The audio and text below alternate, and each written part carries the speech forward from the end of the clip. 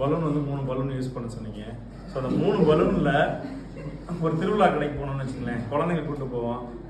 சும்மா ஏதாவது நம்ம கை வந்து சாதாரணமாக சும்மாவே இருக்காது, ஏதாவது நோண்டிகிட்டே இருக்குன்னு சொல்லணும். அப்போ இந்த மாதிரி பலூனை வந்து இந்த மாதிரி அடிச்சுட்டு இருக்கலாம்.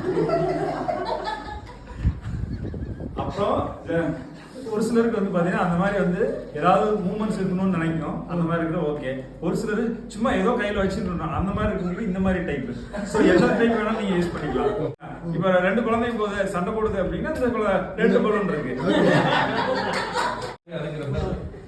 இது வந்து கத்தி கப்பல் சார். இப்ப நார்மலா கப்பல் போயிட்டு வச்சுக்கோங்களேன், ஏதோ ஒரு பெரிய திமிங்கலம் வருது, அப்ப என்ன ஆகும்,